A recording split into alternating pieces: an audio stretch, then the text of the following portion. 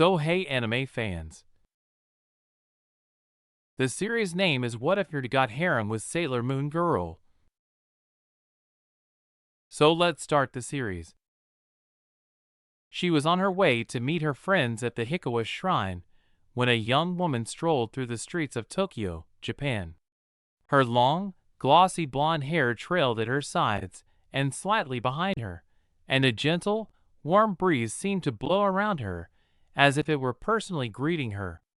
Her bright sapphire blue eyes glistened with joy and laughter. Unbeknownst to the outside world, the young woman was Eternal Sailor Moon, the predecessor of Princess Serenity from Silver Millennium, and the future Neo-Queen Serenity of Crystal Tokyo. Throughout her life, she has experienced both unfathomable joy and excruciating pain.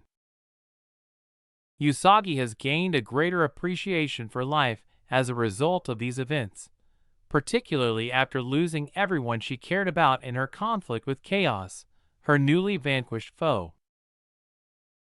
To their surprise, the Sailor Scouts have been out of commission for a year and a half. It wasn't bad. Being a Sailor Scout is obviously not bad, but Usagi and her comrades really liked leading regular lives. Known as the brains of the Sailor Scouts, Ami Mizuno, Sailor Mercury, has an IQ of 300, which helps her excel in every class. Her only rival was Taiki-ko, also known as Sailor Star Maker, from the planet Kinmaku. Although shy, Ami is actually sweet, gentle, and loyal, but also a little insecure. She has always been and always will be a great friend to everyone, and she aspires to become a doctor like her mother. Her favorite pastime is swimming, and she is devoted to her princess/future queen and friends. Rei Hino, Sailor Mars, is often portrayed as a calm, stoic young woman who is committed to her role as a Shinto * priestess of the Hikawa Shrine. However, Rei is actually a fiery, assertive woman who is prepared to face the world as it is. Rei has many goals, including becoming a singer-songwriter, a model, a CU*, and a wife. She has a great leadership quality, but her large mouth tends to conceal it. She frequently gets into small arguments with Usagi, but ultimately cares deeply for her meatball head princess. Makoto Kino, Sailor Jupiter, is well known among the scouts for competing with Haruka Tenno as the toughest Sailor Scout. Despite being orphaned after her parents died in an airplane crash, Makoto continues to live life to the fullest. She is most known for being combative and fighting, but she is also independent and fiercely protective of her friends, putting them in danger to keep them safe. Despite her aggressive, yet feminine, appearance, Makoto is incredibly sweet, loves to cook, and aspires to be a top chef someday. She is also considered the tallest of the inner scouts, standing at 5 feet 6 inches. Sailor Venus, also known as Minako Aino, is the leader of the Guardian Senshi that guards Sailor Moon. Her guardian cat, Artemis, awakened her as the Senshi * of love in England, and she became a beautiful soldier. Minako is very happy, athletic, a star in volleyball, romantic, and resilient. She loves to hang out with her friends and have fun, but when it's necessary, she will become serious and focused on the task at hand. Minako's dream is to become an idol. A year and a half ago, she demonstrated that she could pursue her dream immediately, but she had only put it on hold, saying, "I can become an idol anytime. Right now, it's more important to be with my friends." Usagi allowed a soft grin to appear on her face. Those four were her closest friends, and she had experienced so much with them that she couldn't possibly abandon their friendship, which would never happen, because they shared a strong, unbreakable bond. However, it wasn't just those four. Her other, more distant guardians were also involved. Haruka Tenno, also known as Sailor Uranus, is a well-known race car driver. At first glance, It would seem that she is a he, which is why she attracts a lot of women. If it weren't for the fact that she is perceived as a lesbian, Haruka is a stubborn, protective person who is also strong-willed, capable, and charming. Haruka is very protective of her lover, Michelle, and her princess, Usagi. She even calls Usagi by the nickname Kaneko, Star. Haruka enjoys teasing and flirting, and she frequently finds amusement in it. By her Senshi name, she is frequently referred to as the God of the Sky, which isn't too far from one of her abilities. She can run incredibly fast. Haruka's lover and partner, Michiru Keo, Sailor Neptune, is a lovely, intelligent, and composed young girl. Usagi once said that Michiru was like a princess.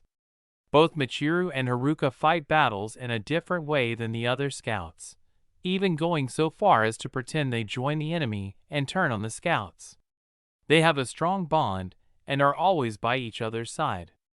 Michiru can easily enter her own little ocean world and feel at peace through that, which makes Haruka a little envious, though she would never admit it. Michiru also enjoys swimming. Setsuna Mayo, Sailor Pluto, was first seen as a complicated, mysterious young woman, however, that did not affect her loyalty to her future king and queen or her friends. In her civilian form, she is a college student who dreams of becoming a designer, however, that seems to be just a small part of her. Her main part is being Sailor Pluto, the guardian of the gates of time and space, though not entirely alone. Sailor Saturn tends to stay at her side at times, and at other times be on Earth to visit her papa and mama, Haruka and Michiru. Her role is much, much bigger than that, though none of the scouts know the full extent of what she is able to do. In truth, none of her friends know whether or not she is immortal, which she is, for her duty is to forever guard the gates of time and other such things. Setsuna is the oldest of the Sailor Scouts, now at the age of 20. She does not visit as much as everyone would like her to, but when she does, it is fun. Setsuna is strong and very knowledgeable. She is highly duty-bound. Hataru Tomo, Sailor Saturn, was initially thought to be the thing that would end the world at one point, but by the inner scouts, mostly the outer ones, that was never the case. Instead, Hataru became best friends with Chibiusa, who is practically a sister. She is quiet and delicate, but she is also kind and caring. Her devotion to the royal family is unwavering, and she enjoys reading and collecting lamps. As Sailor Saturn, she has the ability to destroy a planet, wields a double-bladed staff, and, if she so desires, she could use a special power to kill anyone. Although Usagi and Chibiusa had a history of arguments, Usagi truly loved the young girl and would stop at nothing to keep her safe. Usagi cringed inwardly at the thought of Chibiusa, however, because she is her future daughter.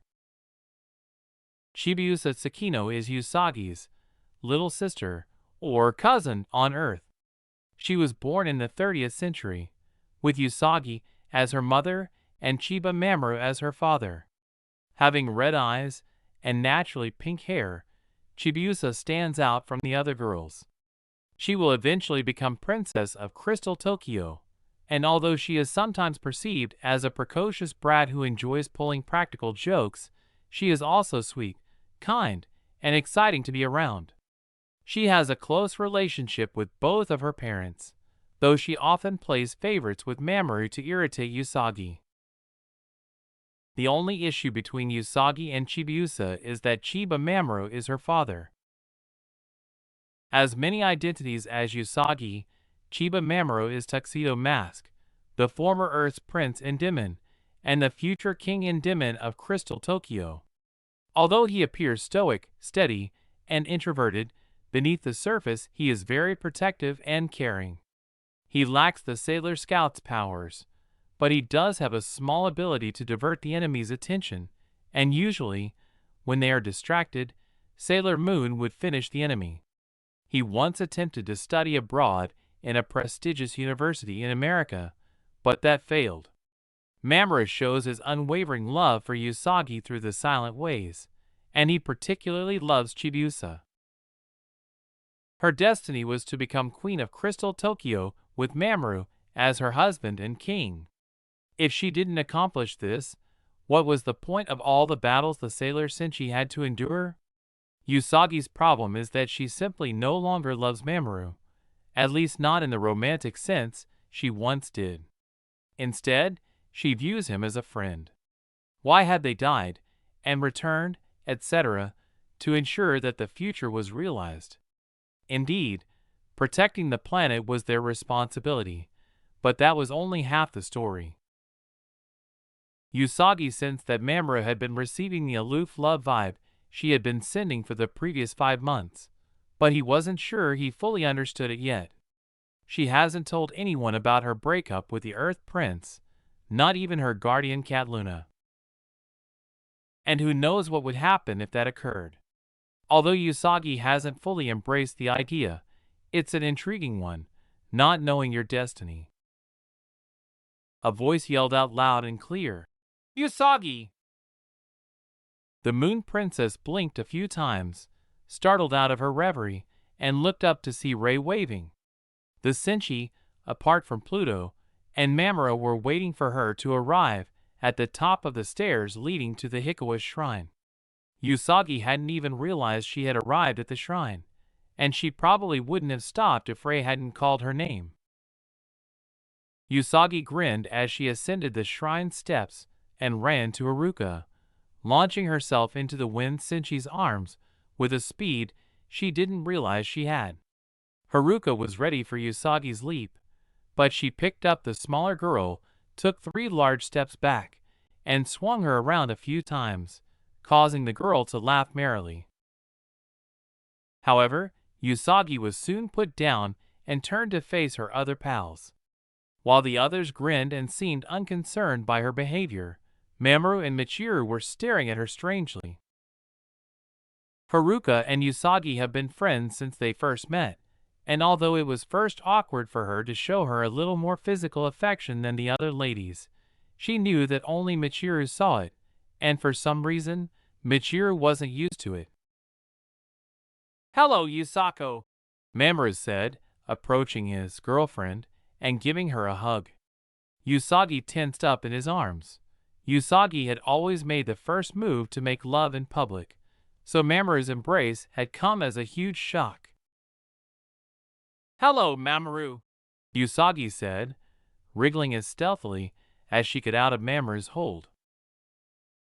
The absence of a pet name caused Mamoru's eyes to widen, as did those of the Haruka and Michiru.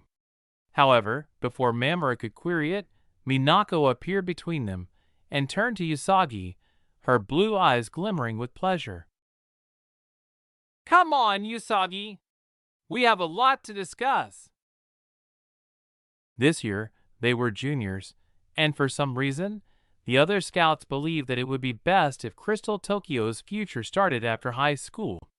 It seems that they had to do a lot of planning, which Usagi wasn't particularly thrilled to assist with. Even if Usagi were to become queen, she felt that it was happening too quickly. Upon hearing the other 3 inner scouts say, "Yes," they all started to head toward the temple, with Usagi following in their wake. Usagi looked at Mamoru, who appeared so happy and pleased. Her heart ached as she wondered why she no longer loved him. Even though they had adversaries, they had always won, and he had remained faithful to her since their first meeting. She no longer loved him, too. Usagi gasped and stumbled back a few steps, stopping just at the edge of the shrine steps.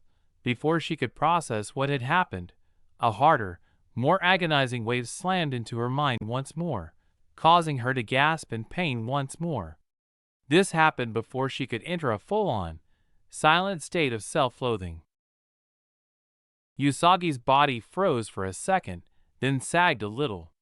Her muscles stiffened, her mind thumped steadily, and waves of cold water ran over her body. "Hurry!" Usagi's eyesight became blurry, and she failed to see her friends approaching her because they were so anxious. A brilliant light suddenly entered her field of vision, and then a vision emerged. She knew she was going to die, that she would disappoint everyone by not becoming the Queen of Crystal Tokyo and guaranteeing eternal peace on Earth, that Chibiusa wouldn't be born, that the wind would push against her body and cause her hair to whip out behind her, and that she would never see any of them again.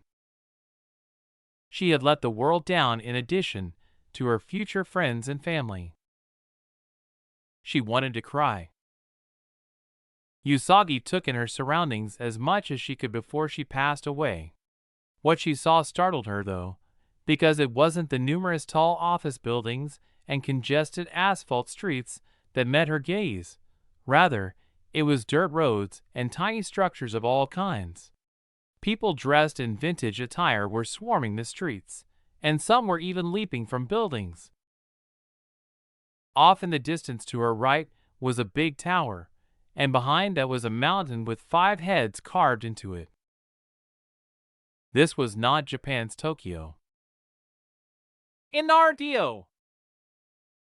a loud voice yelled, causing Usagi to awaken from her reverie and notice how near the ground she was. She would be a bloody pancake on the roof of a house, business, or road at any moment. Just before everything turned black, Usagi noticed a glimpse of crimson. Usagi was abruptly brought back to the present by a white flash in front of her eyes. The Moon Princess blinked a few times before she noticed 8 faces looking at her with concern. Being one of the first to realize that whatever had occurred to Usagi was over, the other being Haruka, Mamoru said, "Yuase? Yusako, are you all right?" Usagi gave a nod. With a sigh of relief, Minako reached out and gave her princess a tight hug. Minako cried, "We were so worried about you." "You were out for 10 minutes, meatball head," said Rei, crossing her arms in front of her chest. As Minako released the girl, Ami inquired, "What happened to you?" In a worried tone, Makoto asked, "Yeah, what happened?" What had happened? Usagi fixed her intense gaze on the cement floor in front of her. She had never experienced anything like that before. Although she frequently had daydreams, this one was so genuine that it couldn't have been a daydream.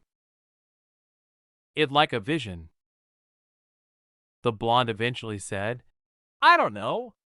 1 minute, we're going inside to talk about plans, and the next, she said. A black swirling portal, barely 3 feet away from Usagi, glistened with deep midnight blue and dark violet specks that glittered along the edges of the oval-shaped portal. It was the perfect size for Usagi to fit into. Usagi heard a gasp and turned to face Ami, who was staring wide-eyed with shock at something behind Usagi. The others also turned their gazes, and several more gasps were heard. The young princess unconsciously groped for the portal as the meatball-style girl totally spun around to face it, her expression displaying astonishment and shock. Usagi half mumbled, her voice trailing off in amazement. "What is this?" Suddenly, Ami's tiny supercomputer materialized in the palm of her left hand, and her right hand started rapidly typing on the keyboard. Haruka grabbed Usagi's shoulder and tugged, causing her to back off. "Kaneko, step away from that thing, you don't know what it is." Haruka's comments caused the portal to respond abruptly. The specks that had been spinning at a medium speed accelerated, and the portal started to absorb the surrounding air, drawing in tiny leaves and twigs before slowly expanding to take in more. Michiru screamed, "Get back, Usagi!" and reached out to pull Haruka and herself back, but she was only able to draw Haruka back. The suction became stronger, causing Usagi to uncontrollably glide half a foot ahead. "Usagi!" exclaimed Makoto, who almost missed the princess as she was pulled forward another half-foot. Usagi shrieked, "Ah!" and attempted to back away, but instead, she slid 3 inches forward. The portal took Usagi a foot off the ground and directly into it with a final, forceful suction. As soon as she passed through, it quickly shrank down until it vanished. The last sound Usagi heard was her friends screaming and crying her name. Naruto Uzumaki awoke slowly from another restful but dreamless sleep. He stretched his arms high above his head and arched his back forward, yawning loudly. He heard a satisfying crack and leaned against his bed's headboard for a short while before getting out and going to his bathroom. Naruto had one bedroom, a kitchen, a living room, and a small washer and dryer in a smaller room that could really only fit 1 or 2 people and, at most, 2 medium-sized laundry baskets. His apartment was small but nice, apart from the constant mess in his room and occasionally the living room, of course. Naruto took a warm shower to clear his head of any sleep residue after removing his sleepwear, which consisted of a loose white tank top and orange boxer shorts.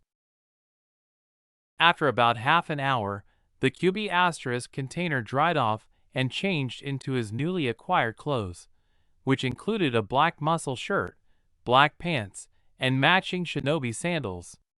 A deep red cape with black flames adorning the bottom was draped over his shoulders, and Naruto went to the bedside table to get his Hittite asterisk and tied it around his forehead.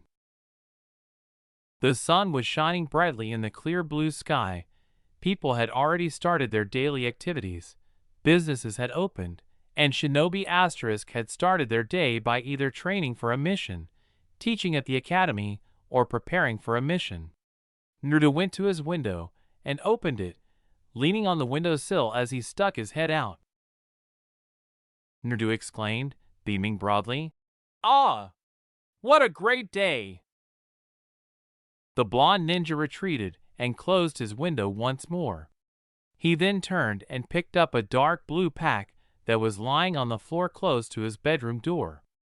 After making sure he had enough shuriken, kunai, and other weapons, Naruto departed his apartment. Naruto strolled silently through the streets, his mind taking over his senses as he made his way slowly to Ichiraku's, where he would eat miso ramen with barbecued pork. Naruto reflected on his life and realized that he had never had a particularly happy upbringing. The third headmaster had decreed that no one could reveal to him that the nine-tailed fox demon was inside him when he was a newborn, but not everyone followed this rule. Mizuki, an ex-sensei asterisk, had used him to obtain the forbidden scroll of the Hidden Leaf Village and, in his pursuit of power, revealed what was inside him.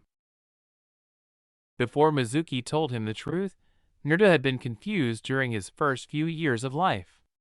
The villagers had detested him with all of their hearts, and he could see it in their eyes. They avoided him and ignored him, and when they did, they were putting him down or threatening to kill him. Most of them even thought of him as the demon rather than its container. He was known as Naruto the Troublemaker and Naruto the Class Clown throughout the academy years, and that was the only time they ever saw him. He would undoubtedly pay for his foolishness later, but to him, it was worth it. You ask, what about his parents? Naruto was left orphaned and alone in the world, with no one to turn to or trust, after his father died in the Nine Fox battle and his mother died during childbirth. Despite this, he continued to train to become a ninja and save the village more times than he could count. Although he couldn't claim that his entire childhood was awful, he did join Team 6th Headmaster Team 7 along the way and became friends with his teammates, Sakura Haruno and Naruto friend Yukiya. Even though they aren't any more significant than his other friends and comrades, these relationships are the main reason he has survived this long. The idea of his comrade Yukiya leaving the village when he was 12 years old, using that snake to learn new skills, and then killing him made Naruto's hands clench. He is currently engaged in combat with an elite group of ninja in an attempt to bring down Hyde Ninja Village. When he was 12, the blonde ninja promised his other teammate Sakura that he would bring Naruto's friend back to the village, and that is precisely what he intends to do. Naruto's friend was his brother, his rival, and his first best friend. He does not think that Naruto's friend can be saved from his darkness. If there is one thing that Naruto would never do, it is to break a promise. He always keeps his word and won't let anything or anyone to influence him. The same is true of his vows. He promised to become headmaster so that everyone would recognize him as the strongest ninja in his community and appreciate him for who he is. When he was younger, he had a serious crush on the girl, but he wasn't sure what he saw in her at the time. She was an obsessive Yukiya fangirl, and the raven-haired boy had taken over her entire world. The 9-fox container relaxed as his thoughts turned to the pink-haired Kunoichi. As he grew older, the crush waned and transformed into sibling love.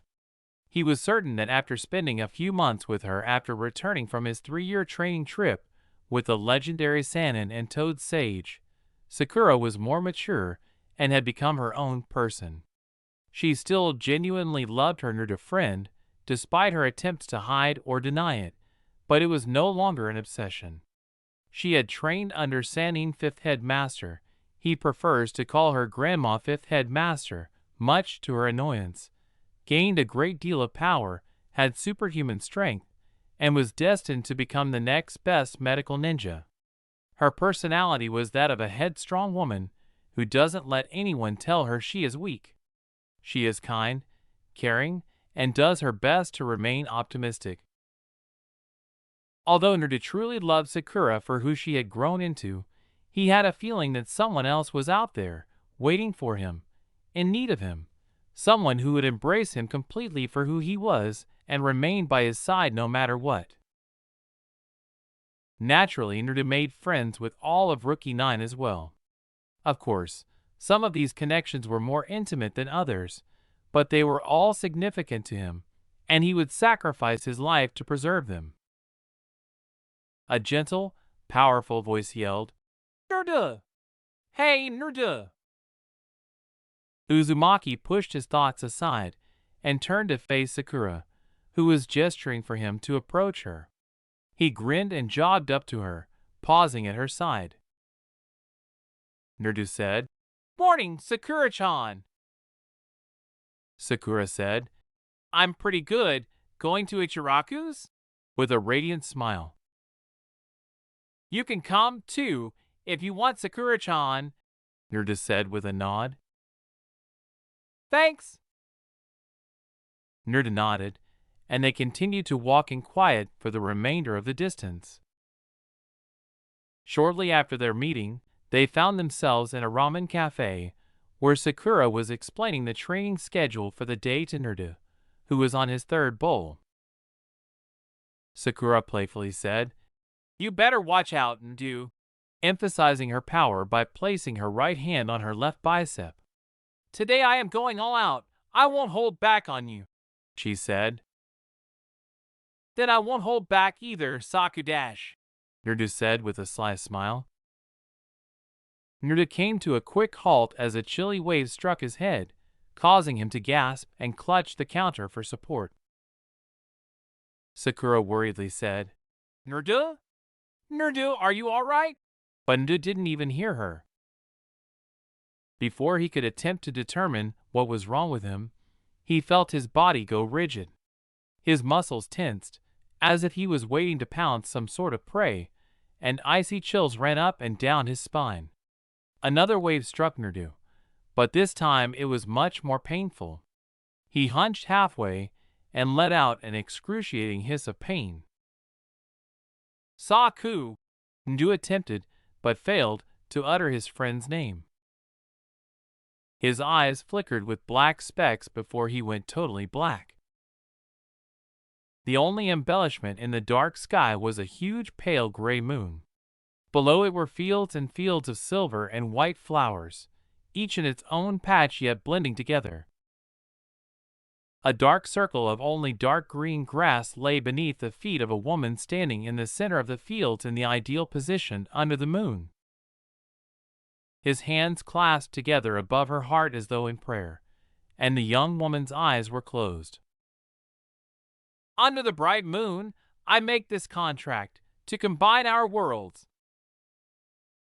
Her voice reverberated across the flower fields on a light wind, delicate, sweet, and lovely. The young woman's hands unclasped and held out in front of her as the crescent moon on her forehead started to sparkle, and two enormous angelic white wings appeared on her back, fluttering out to display their white beauty. Then everything was different. Her clothes vanished and was replaced by a colorful uniform with short wings on her back as a brilliant golden light quickly spread across her entire body from her fingertips. The fields of flowers changed into more hues than Nerda could have ever imagined. The black sky turned midnight blue with a hint of purple, and bright white stars glittered and filled the sky with a pale yellow-white moon. The young woman's hand suddenly held a lengthy stick. Under the name of the soldier born of love for all.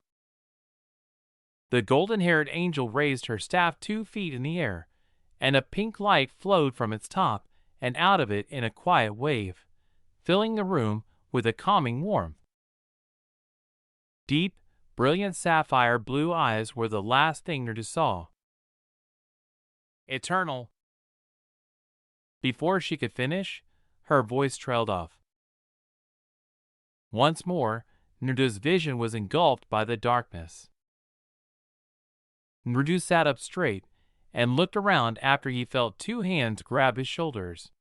He blinked a few times to clear his vision, and then he saw a very anxious and slightly panicked Sakura sitting to his left. His eyebrows were furrowed in perplexity. If it wasn't her touching his shoulders, then who was it? Another worried female voice said, "Hey, Nerdu, are you all right?" When he looked up and to the left, the blonde noticed Ino Yamanaka wearing her dark purple ninja suit. Her forehead protector was proudly displayed at her waist. Sakura's voice drifted to his ears. Nerdu? And he abruptly snapped out of whatever daze he had been in. Finally, Nerdu replied, Yeah, I'm fine, Ino, Sakura-chan," grinning shyly while placing his right hand behind his head and scratching it. Sakura didn't seem convinced. She was the one who knew the knucklehead ninja the best. Ino felt relieved. "That's good. I thought we would have to either hit you or take you to the hospital for a moment there." Sakura's mouth twisted into a frown, and she began to say, "What dash?" when Nerdu interrupted. After setting the appropriate amount of money for their lunches on the counter and saying, "Come on, Sakura-chan, let's go train," Nerdu turned to leave the store, with the girls trailing closely behind. Being the obstinate beauty that she is, Sakura was determined to obtain some answers from the orange ninja. "Nerdu, what was that back there? Why did you space out like that?" "He should know better than to think she'd just let it go," the young man murmured sadly. He acknowledged, "I don't know, Sakura-chan. One minute, I'm enjoying my ramen and talking to you, and the next," he said, his voice trailing off. "Were you hit too hard yesterday during training? If so, maybe we shouldn't train today," Sakura said, furrowing her brows. "No," he said, clearing his throat and blushing a little at the shame in his voice. "No, he said. His voice faltered once more, but this time it was due to something different. He sensed that something was approaching and slowed down to a complete halt. He had no idea what, why, or how it was coming, but he knew it was coming. Naruto? Sakura's voice said. No answer. Ino's voice said. Naruto? Nothing. Both girls said, Naruto. Keep quiet. Unbeknownst to people on this planet, a black vortex with blue and purple specks swirling around its borders emerged high in the sky. Usagi plunged through it and started to fall to the ground. A moment later, the portal closed and vanished.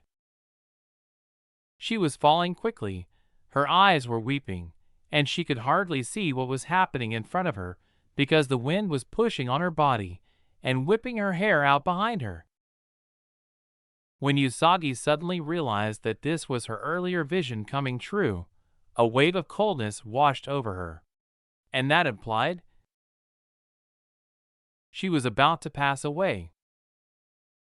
Chibiusa would never be born, she would never see any of them again, and she was truly going to disappoint everyone by not becoming the Queen of Crystal Tokyo and ensuring perpetual peace on Earth.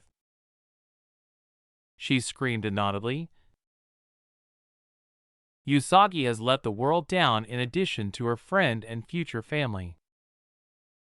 She wanted to cry. Usagi took in her surroundings as much as she could before she passed away. What she saw startled her, though, because it wasn't the numerous tall office buildings and congested asphalt streets that met her gaze, but rather dirt roads and old-fashioned buildings of all sizes.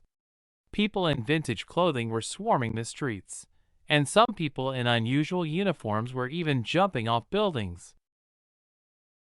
Off in the distance to her right was a big tower, and behind that was a mountain with 5 heads carved into it. In an attempt to get a better look, Nda squinted his eyes and looked up at the sky, wondering what was wrong with him today. He saw something falling from the sky at a very fast pace, and at first he could only see blackness. Later, he noticed 2 blonde strings whipping at the back of the object, followed by more colors and an odd uniform of some kind, A/N. It's Usagi's high school uniform. It was a young woman, and Nda's mouth dropped open. She was also plummeting. Hey, Naruto! What's gotten into you? What's wrong? Sakura's visage flashed into his vision. I've got to save her, Naruto said, shaking his head and pushing past Sakura before sprinting toward the collapsing girl. He pondered. Naruto! Usagi was about to become a bloody pancake on someone's roof or house when a loud voice yelled, waking her from her reverie. Her eyes were now fixed on the ground. Usagi closed her eyes, bracing herself for death. However, it never materialized. Naruto leaped onto an apartment building's balcony, then leaped high onto a tall roof. He ran along the roof's curve, stepped onto it, and then leaped high into the air to the girl. His right arm snaked under her legs, and his left arm wrapped around her back. He lifted her against his body, carefully observing the ground as they landed smoothly. After a few blinks to acclimate herself to her new environment, Usagi opened her eyes slowly and was surprised that she had not fallen to the ground. She discovered that she was being held firmly and securely against a broad, muscular chest by someone, with her head resting on their left shoulder, her arms around their neck, and the upper half of her chest pressed against their chest while her lower half turned to the left and her legs hanging in a strong arm. A male voice inquired, "Are you all right?" Without responding, Usagi leaned back slowly and hesitantly and found herself looking into the clearest, most expressive set of cerulean eyes she had ever seen. The young man wore some kind of headband with a metal plate and an odd symbol, which was a swirl with a triangle at one end and a little line protruding at the other. He had spiky blonde hair and 3 wickers on either side of his face. Ndu was taken aback himself. The young lady he was holding had a soft, kind face, lovely light pink lips, and long blonde hair that fell in two buns. Her eyes were the most exquisite and deep blue that had ever been seen in a human face, and he could easily lose himself in them. A lone figure with red eyes and long black-green hair stood in a misty place in front of two massive gates. She was holding a staff that resembled a huge key in her hands. As far as everyone else was aware, the woman's role was to keep watch over the gates of time and space, making sure that no one entered or exited. Half the time, it was a lonely job, but she could handle it because she has been doing it for generations. The ground started to tremble as though an earthquake were happening right now, and Sailor Pluto, the woman, gasped and tried desperately to stay upright, but failed miserably, landing on her back. It took a few minutes to finish, but when it did, Pluto got to her feet and lifted her staff into the air. The garnet stone on the staff glowed brightly before a stream of white light swept over her. The next thing she knew, she was on Earth, but her eyes widened when she sensed something was amiss. The light of hope on Earth has vanished. This dimension no longer contains Sailor Moon. Naruto smiled at Usagi, fighting the need to pull the girl closer and release her. She didn't appear too upset about having just been dropped from an unknown height. He grinned broadly as he said, "It's nice to meet you, Usagi. I'm Uzumaki Naruto, the next headmaster." Usagi questioned, her expression betraying her uncertainty. "What's a headmaster?" Naruto, darling, beautiful, gorgeous me, smacks Naruto over the head. Don't interrupt. Naruto took a half step back and leaned away from the girl, clearly shocked. "What? How can you dash?" he said, interrupted by a very irritated and somewhat irate voice that sounded more like a growl. "Naruto!" When Naruto glanced over his shoulder, he saw a gloved, chakra-enhanced fist strike his jaw, sending him flying forward. Fearing for Usagi's safety, Naruto mumbled, "Shanshin no Jutsu, asterisk," and vanished in a flurry of verdant foliage. When Naruto poofed them behind a woman with pink hair, Usagi was in a daze and didn't realize what had happened. 1 second, she was speaking to him, and the next, a whirl of leaves had covered their forms, seemingly transporting them to a different location, though Usagi didn't know it was only a few feet away. "Why did you hit me, Sakura-chan? You could have hurt her." Naruto gives his colleague a near glare. Usagi followed Naruto's gaze, and saw a girl with short pink hair and bright jade green eyes. Her attire was strange. She wore a red vest with pink sleeve-like protectors that only covered her elbows, black gloves, a light pink skirt over black shorts, and black knee-length socks with attached black sandals. Something red was sticking out through her hair, but Usagi couldn't tell what it was. The Moon Princess blinked the fuzzy look from her eyes and looked into the cerulean eyes, which were fixated on someone. The girl with the pink hair questioned, "Who is this, Naruto?" Naruto grinned widely and exclaimed, "Oh, this is Usagi?" It seemed that he had forgotten to be cautious around ninjas. Rather than questioning her about her motivations and other such matters or taking her to Headmaster Fifth right away, he simply trusted her and became somewhat friends with her, as if that were the proper course of action. However, that was always his nature. Sakura hadn't seen any Hittite on this mystery girl yet, and she knew that no civilian would let Naruto hold them like he was doing with this blonde at the moment. "Yes, but who is she? A kunoichi from a visiting village?" the young woman asked slowly, glaring at Usagi suspiciously. "Who is she then?" "Eh? What do you mean, Sakura-chan?" Naruto inquired, momentarily distracted by this new girl and not giving his responsibilities his entire attention. A platinum blonde said matter-of-factly, "She's obviously not from here. I mean, look at her clothes." It seemed that she had been standing next to Sakura, but had not been seen until now. The blonde wore a tight black skirt underneath a purple outer layer that split at her legs, barely revealing the black underneath it.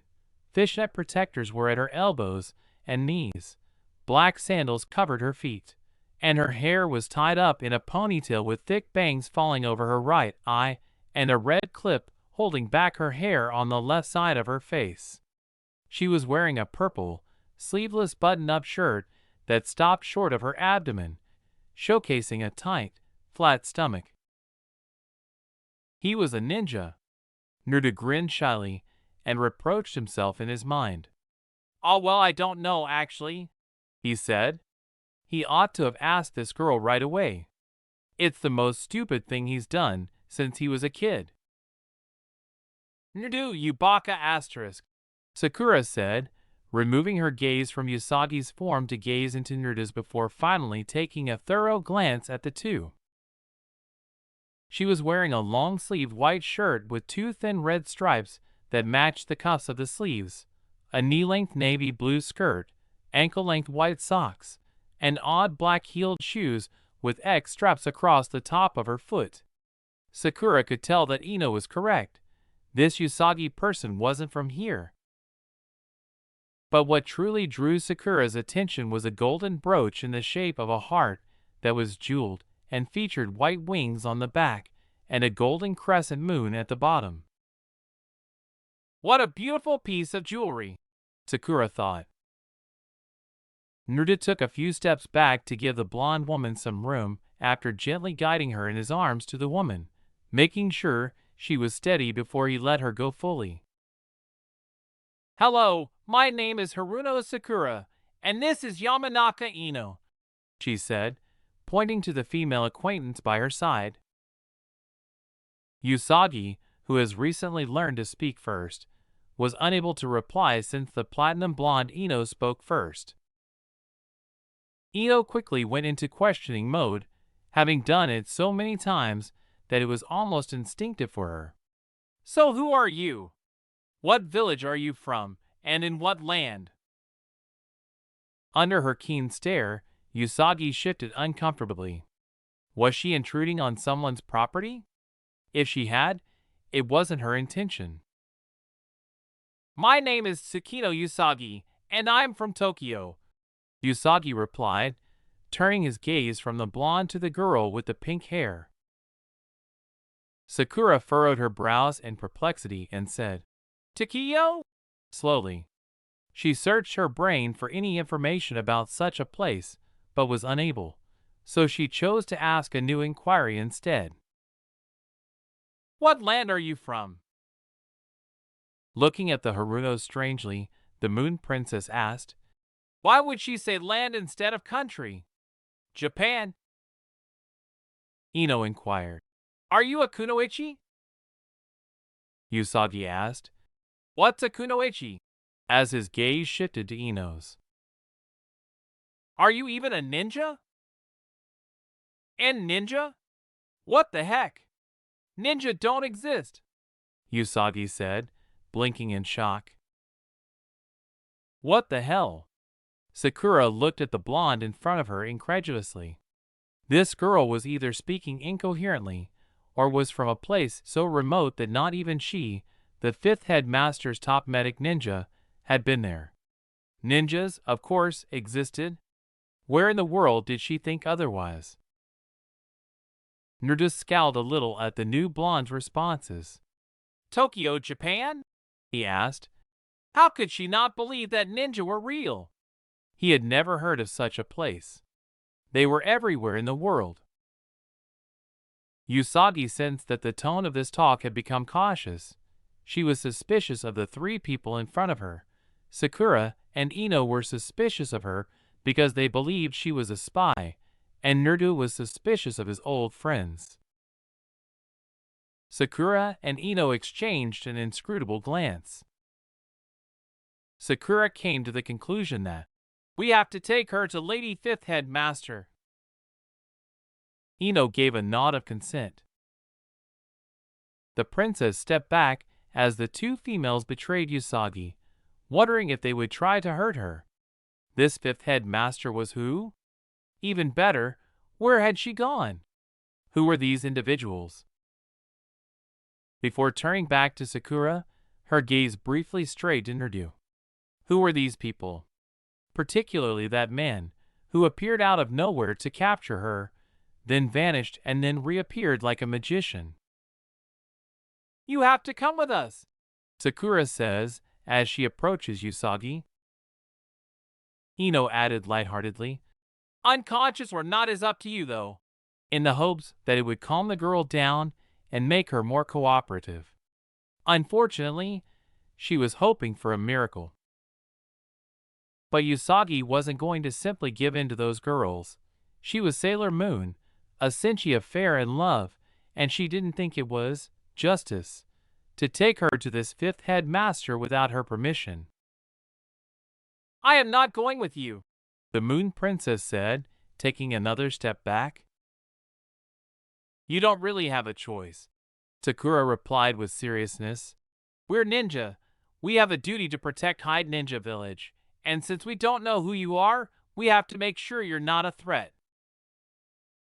Usagi was ready to speak when Naruto moved in front of the females and crossed his arms in front of his two best pals. Stop it, Ino, Sakura-chan. Usagi blinked in surprise at the blonde, who was staring at the back of his head. He was, in a sense, guarding her, even if he was one of their own. The knowledge gave her a good feeling. This was the first time he had ever met her. What the hell? Ino and Sakura scowled at him.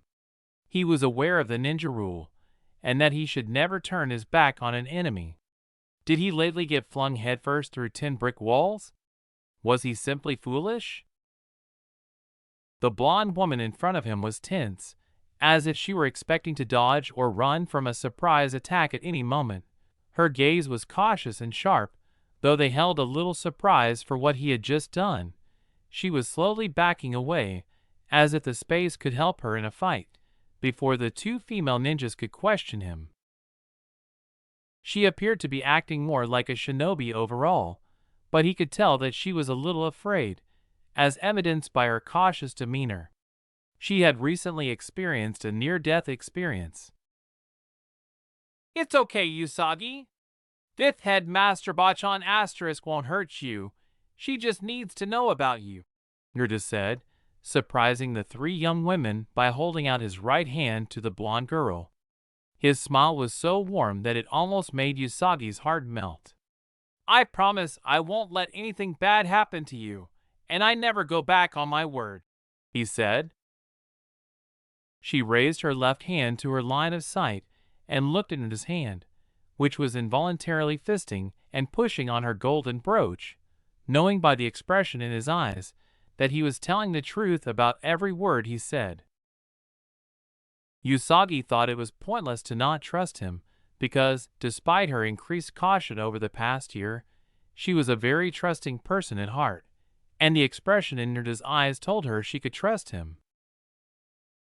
She stretched out with her hand, gently placing it over the young man's, and she smiled back at him with an equally warm smile.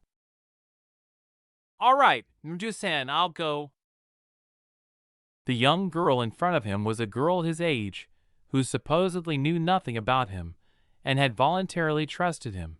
She wasn't a client from a mission. Naruto smiled, his fingers curling around her hand in a firm but harmless grip. He felt light and happy from it, though his heart rate increased a few beats. Thank you, Usagi. She gazed at the 4 teenagers in front of her. Sakura Haruno, on the left, with her hands at her sides a little stiff and clearly on guard. Ino Yamanaka, on the far right, with her hands fumbling with the skirt's edges and her eyes darting every 20 seconds from the headmaster to the mystery girl. Naruto, slightly in front of the two girls, talking animatedly and making gestures with his free hand to calm down his newest friend, and a girl with spaghetti hair. Shizune, one of her closest friends and helpers, was standing next to the headmaster, clutching her pink pig. The headmaster was reclining in her chair with her elbows resting on the chair's arms, and her hands folded loosely together. The fifth headmaster had been staring at Usagi ever since she arrived in the room, and she was extremely disturbed because she did not recognize the clothes at all, even though she should have. Prior to fifth headmaster becoming headmaster, she had visited almost every major village in all 5 countries and, of course, across the seas for personal purposes, and she had never once seen such clothing. Therefore, she was unaware of a location that might pose a threat to Hyde Ninja Village. Thus, the following questions arose. Who is she? From where? How is she doing? The fifth headmaster's expression changed from one of dreamy seriousness to one of alert seriousness, and her honey brown eyes sharpened slightly as she met Usagi's stare. "All right, tell me, girl, who you are and how you ended up here in Hyde Ninja Village without so much as alerting my A and B of your presence." Usagi remained silent for a while, gazing thoughtfully and inquisitively at this Lady Tsunage person. She had light blonde hair and honey brown eyes, and she was wearing a gray underkimono with black piping and top stitching, a green overkimono with a dark band, basically the edges, and a navy blue obi asterisk with navy blue capri pants. Oddly enough, Usagi found it difficult to look away from the tiny, diamond-shaped, purple gem that sat in the center of her forehead. This fifth headmaster was, as far as Usagi could tell, a governor or president in this place, and she appeared to be a tough one at that. If she thought you deserved or needed to know something, she looked to be the kind to tell you right away. Furthermore, Usagi was currently at the center of whatever issue this leader was having due to her unexpected entrance. Who knew what would happen to her if she didn't provide some information? A tiny voice informed her. "Nothing too serious, probably. Naruto-san promised to not let anything happen to you." Usagi thought the voice was entirely correct, but it was not the perfect moment. "I don't really know what happened, to be honest," Usagi admitted, giving a silent sigh before straightening her shoulders and looking directly into the headmaster's eyes. "My name is Usagi Sakino, and I live in a place called Tokyo, Japan, which is its own country, and we don't have ninja at all. In fact, I didn't even know ninja were real. I always thought they were just fictional characters in comics," Usagi said.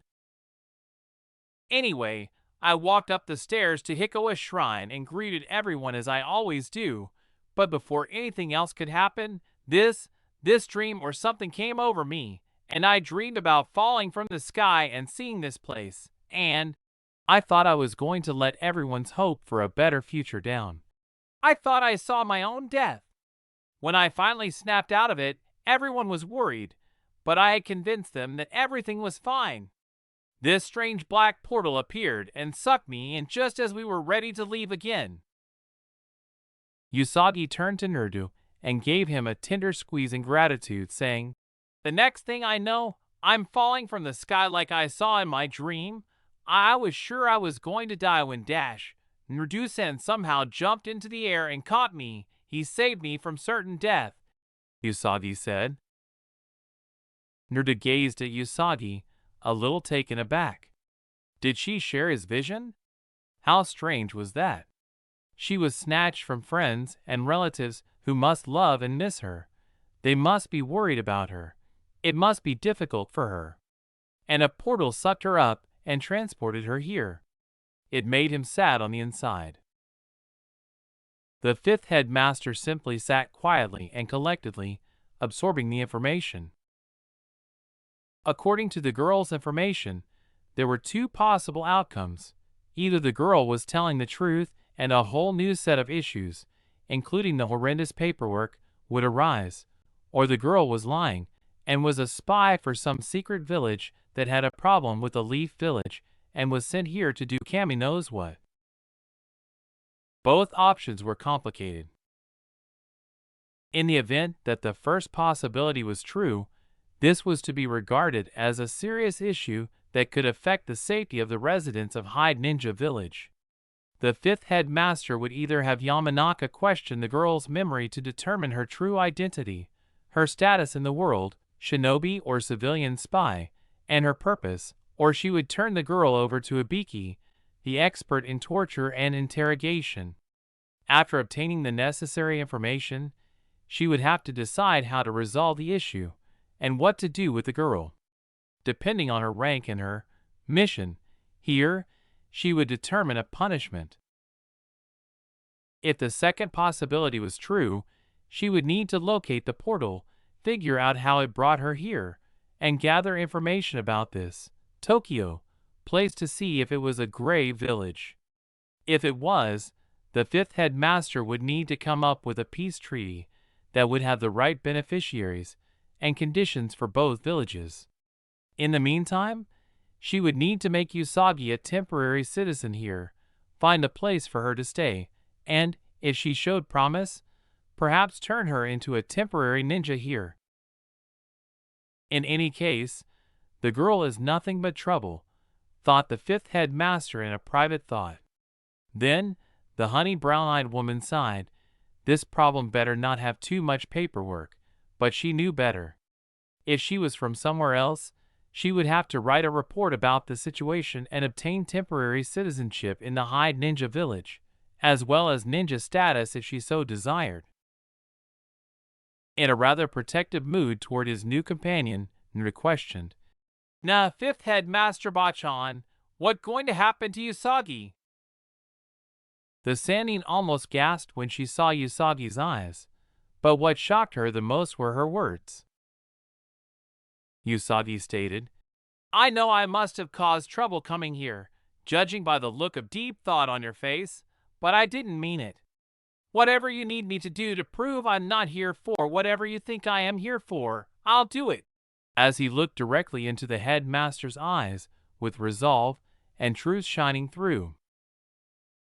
For the time being, Usagi was stuck here in this strange place, with these strange people, and she didn't know how to get home, so she would just have to deal with the place.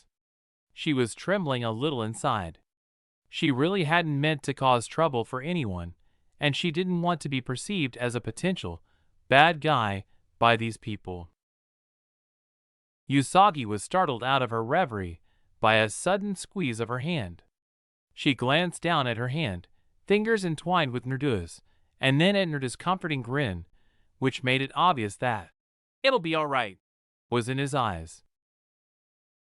"Don't get too connected to this girl, Naruto. We don't know if she's enemy or foe," the fifth headmaster thought, letting out a long sigh as she examined the duo before her. Little did they realize that she was examining them in multiple lights. Fifth headmaster began by drawing the attention of all four people in the room. "Well, this is what I'm going to do," she said, leaning forward in her chair with brown eyes looking into sapphire ones. "Is that clear?" she asked. "I'm assigning Sakura and Naruto to watch over you, Tsukino-san. You are to be in one or both of their sights at all times. If they find you as any sort of threat, they will sedate you and bring you to me for punishment." Usagi nodded while maintaining the intense gaze. "Good," said the fifth headmaster with a smile, but her countenance instantly became irritated. "Now, the four of you, leave my office immediately. I don't need a bunch of brats hanging around me," she said. Usagi only looked perplexed, while the other three ninja grinned slightly at their headmaster's antics. With his signature smile, Naruto drew Usagi to the window and said, "Come on, Usagi. I've got so much to show you." As he opened the window and hurriedly knelt on one leg on the windowsill, Usagi stammered, "WWWH, what are you doing? Hey! Ah!" When he saw he wouldn't fall, he gathered Usagi into his arms. Naruto exclaimed, "Let's get going, Usagi-chan." Usagi barely had time to put her arms around his neck before he threw himself out the window and into the wide air. Wait, ha! As she leaped after him, Sakura let out an enraged roar. Naruto! Ino, if there is a problem with that girl, I give you permission to use your abilities to find out what her purpose is here, the fifth headmaster remarked, turning to face Ino, who had remained silent during the brief meeting. Hi, Headmaster Sama, Ino said, nodding as he stood erect. Dismissed.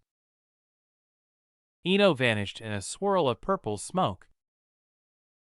The headmaster's office was silent for a long time. Then the Sannin spoke. Shizune? Yes, fifth headmaster Sama? Shizune asked her buddy, who had been silent for the entire time. Have 4A and B watch over that girl and her new babysitters. Yes, fifth headmaster Sama. Usagi exclaimed. This tastes good, as she finished her sixth bowl of miso ramen at Ichiraku's. Sakura was looking at Usagi with a totally amazed expression, and Naruto was beaming maniacally.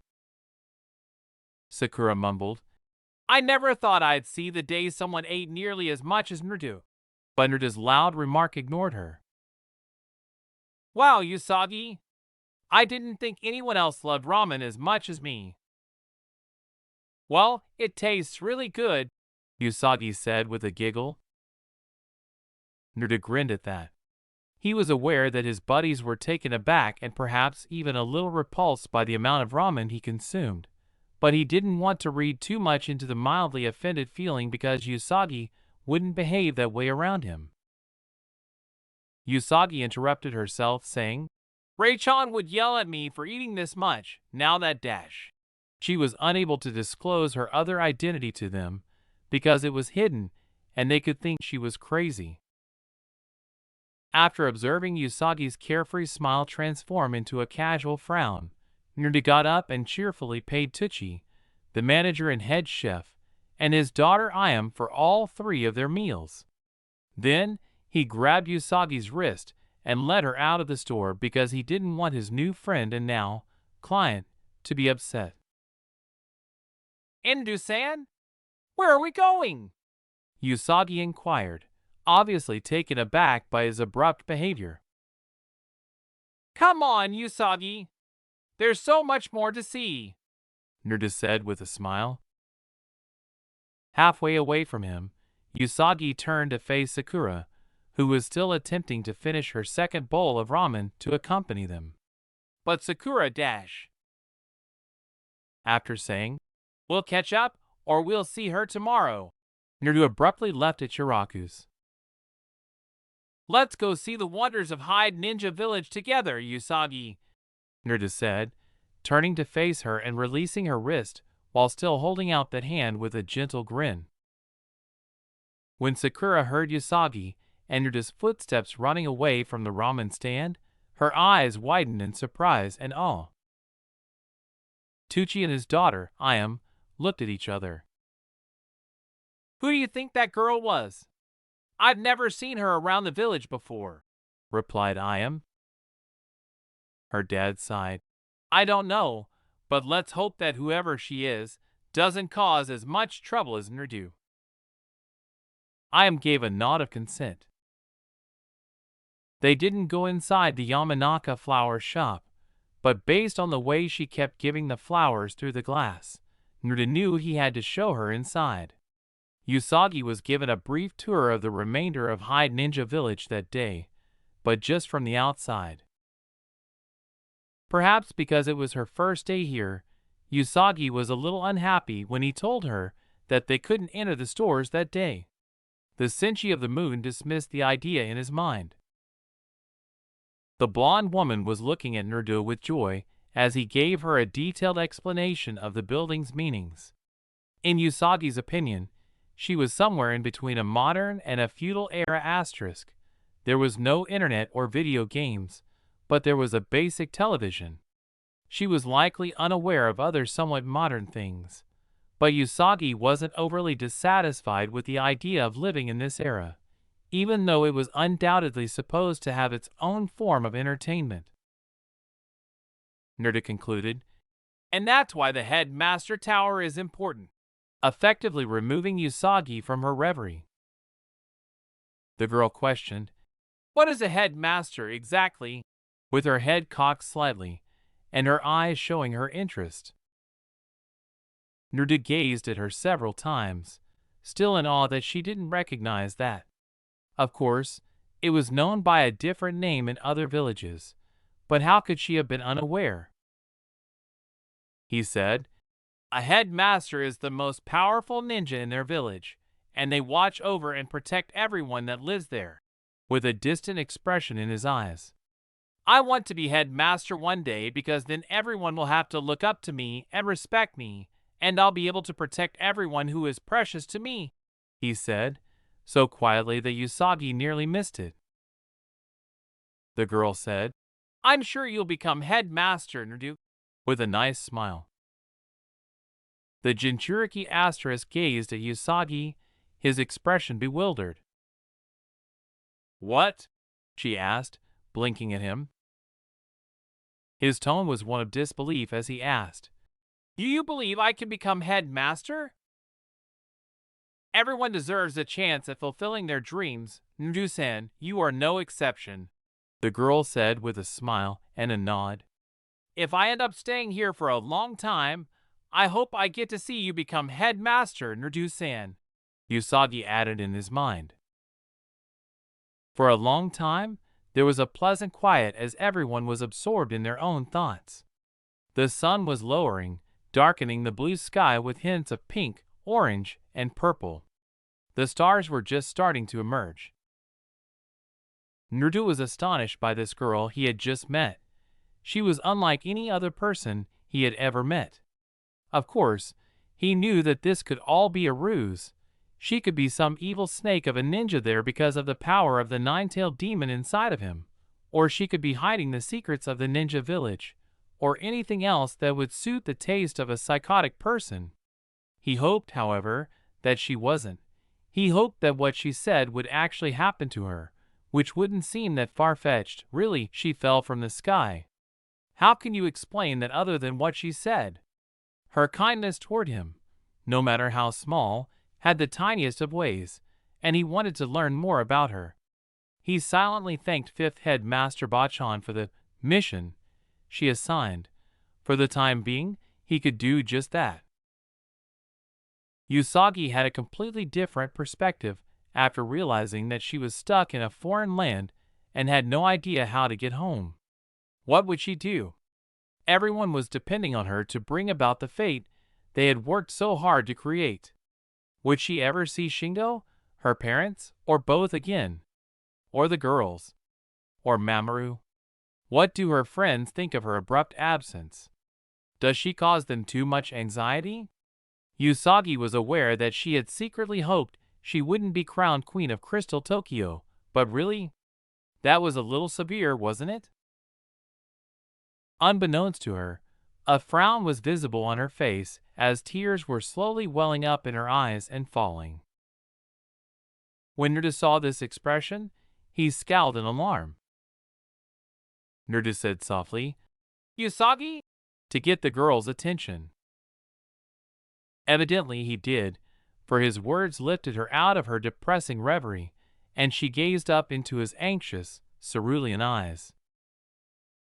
He whispered, What's wrong, Usagi? The girl replied, I'm worried, Nerdu-san. I disappeared in front of all my friends. Surely I've disappointed them for allowing myself to do that. Nerdu scowled even more, and both he and Usagi stopped moving. He placed his hands on her shoulders and gave them a little squeeze while he looked into her eyes gravely. It wasn't your fault, Usagi. If there is a way for Fifth Head Master Bachan to get you back home, I know that she will help you discover it.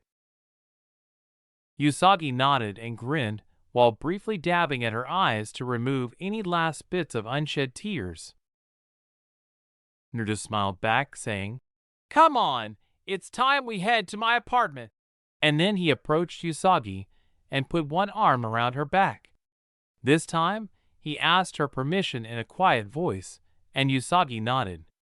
Then, she saw his other arm swoop beneath her legs and lift her into his arms.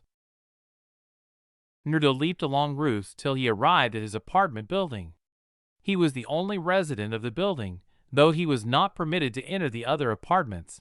But he didn't mind because he knew that no villager would want to live with a demon because they were terrified of him.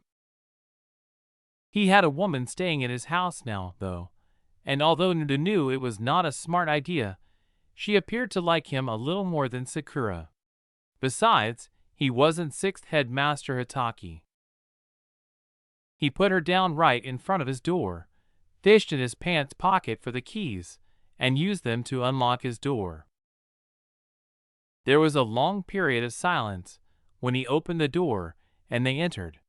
His living room and kitchen were clearly visible, and there was a dark green couch large enough for him to lie on close by.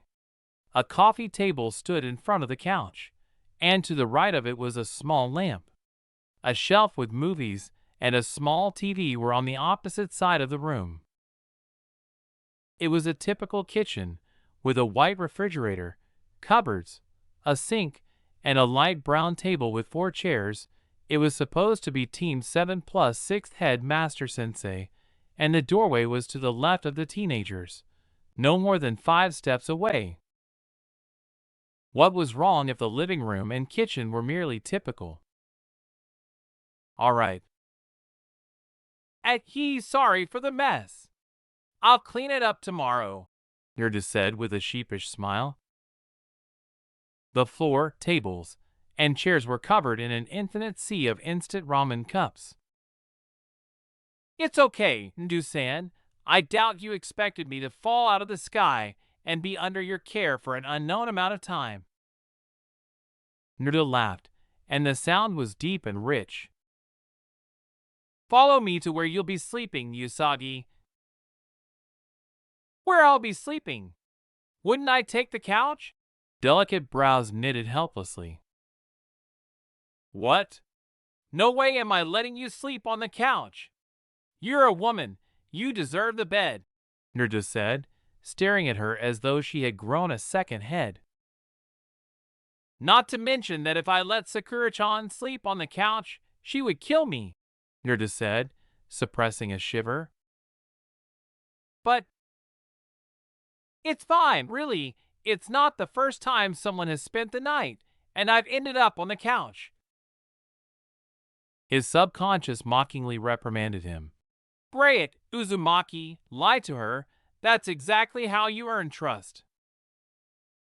If you say so, Usagi said, nodding despite her frown. With a smile, Naruto said, Great! Follow me! Naruto led Usagi down the short hallway and opened the door to his room. There was a bed in the center of the room, where the sun could easily shine through the window directly across from them. A table with a lamp was to the left of the bed, and a dresser filled with scrolls and ninja gear was to the right of them. A closet door a few feet away contained roughly 5 duplicates of his current outfit, a few old orange and black jumpsuits, and some pajamas. When compared to the rest of the apartment, his room was fairly clean. Sure, there were a few clothes on the floor, but that was about it. Are you sure it's okay, Naruto-san? This is your room? Usagi said uncertainly as she turned to Naruto. I'm sure, Usagi. Don't worry about it, Naruto smiled. After nodding, the girl beside him walked over to the bed, sat down, and grinned up at the 9-fox container. Good night, Naruto-san, she said. Naruto said, Good night, Usagi, and walked away. In reality, it was a low blow for the scouts in Mamoru, who had combed all over Tokyo for Usagi and had come up empty-handed. They had been her guardians and defenders for many lifetimes, and they most definitely wouldn't quit now. Now, they were all at the Hikawa Shrine in Rei's fire reading room, sprawled out in their own cozy positions. Makoto, Ami, and Minako were huddled together on the floor, with Luna on Ami's lap and Artemis on Minako's. They were just beginning to fall asleep, and nobody could really blame them because they had assisted the others in their many searches throughout the city, only to come up empty-handed. Rei was in front of her fire, her chanting slower now that fatigue was beginning to set in. Haruka and Michiru were to her right, with Ataru lying between them, cuddled against the wall, still very much awake. Mamoru was to her left, also in the same state as the three outer senshi. If only I had held on to her a little longer, this wouldn't have happened, Mamoru thought glumly, as he felt anguish and remorse rush over him. He looked at his hands. Mamoru! A voice full of emotion called. Yes, said the man, looking up to see Haruka staring at him. We'll find Kaneko. We won't stop until we have. With a melancholy smile, Mamoru said, Yeah. Haruka remained silent, lost in her own world, and now thinking about her princess non-stop. She had once viewed her as a weak sailor soldier, and she detested her when Usagi put the world's security at risk for Hataru. How could she have put the world at risk for a single girl? Was she crazy? Haruka didn't understand Usagi's motivations at the time, but she soon did. The Moon Princess was a kind, sweet, and resolute person. Although she appears to be a foolish, clumsy crybaby, her true nature surprises everyone who encounters her. She is the strongest of the sailor soldiers, but contrary to popular belief, her strength is not derived from her physical prowess. She was the most loving and optimistic sailor scout of them, and her heart was what made her the strongest.